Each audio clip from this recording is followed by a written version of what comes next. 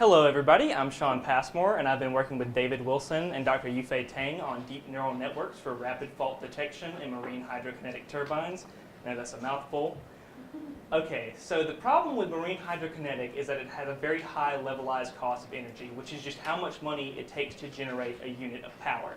This levelized cost of energy is 18% operations and maintenance, which is the second largest expense category after actually manufacturing the turbine in the first place. So from a computer science perspective, the best thing we can do is make these repairs predictable and repair things before they actually break too terribly. The most important part of this image is the rotor. When I say a blade pitch fault, I mean if it's supposed to be sitting at 10 degrees, the blade, when I say a 5-degree fault, it's off in 5 degrees in some direction. We take the data from our turbine, which is vibration data, we extract the features, and we prognosticate and diagnose faults in real time to schedule repairs. This is important for it to be rapid because when you're having a catastrophic failure about to occur, you don't want this happening in the water. This can rattle the turbine apart or damage other nearby turbines. Traditional methods like the ones GE use and make are hand designed, which requires an expert to come in with significant domain knowledge and to decide what signal constitutes a fault. This is then hard-coded into the fault detection suite, and because of this, this feature suite can only look at certain faults and certain signatures to designate as faulty, so it generalizes poorly to other domains. But with a deep learning approach, the feature extraction is automatic, and therefore it's independent of the need for prior knowledge. So it can make connections a human might not think to, or make connections a human might not even be able to in a reasonable amount of time. This gives it a higher generalization ability, not only in its own domain, but in others. This is the actual network topology. It's 2 layers of bidirectional LSTM, bidirectional long short-term memory, which is an evolution of the recurrent neural network. The recurrent neural network only looks forward in time and makes numerical predictions, whereas bidirectional LSTM can look forward and backward in time and make categorical predictions. In our case, faulty or not faulty. It looks in both directions and it helps keep context for the system as a whole with this sliding window.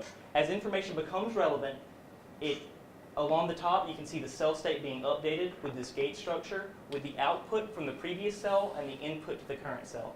At the end, that hyperbolic tangent gate is multiplied with the output and the input, and that gives the output for the next cell in the system. And that updated cell state moves along into the future, and the cell states down here move backwards into the past.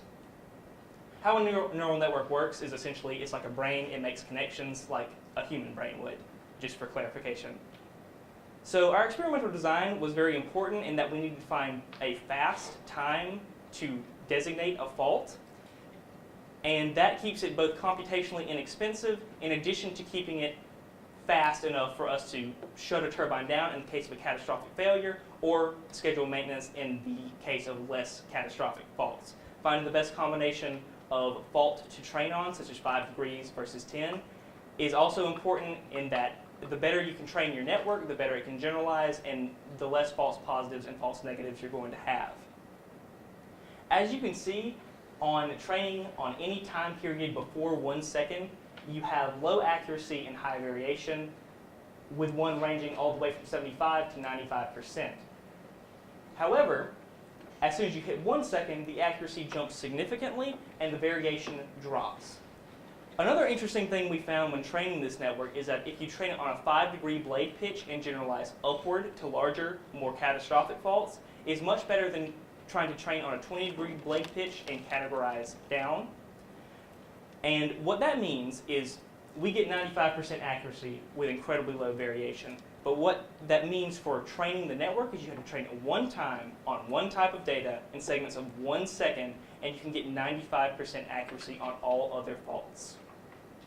So 1 second provides the best accuracy, with 1/10 of a second providing 85%, so that's still relatively high for a basic network like this. But we also found that the bidirectional LSTM creates a feature space that's robust and resilient to noise, which is going to be important when the sensor isn't actually on board the turbine, but is instead possibly down the power generation line using non-intrusive fault data. So our deep learning methods do the same thing as a hand-designed suite would, but I would say they do them better and faster. further research, what we want to do is we want to detect smaller faults, such as 1 to 2 degrees, because while that's not catastrophic in nature, the more efficient you can make these turbines and the longer you can keep them in the water without losing durability to vibration, the better it's going to be for the cost of energy, especially around here where the Gulf Stream is right off the coast, which is where these turbines are going to be sitting. Another promising avenue we found is a convolutional neural network. A convolutional neural network analyzes images rather than numerical data, and we will be using spectra generated from generator power or current energy, and we'll take 1 second slices of this 120-second spectra and feed that into the convolutional network, which hopefully we should get even higher than 95% accuracy, which should help cut down on false positives and false negatives, making repairs more predictable and therefore cheaper in the future. So, thank you.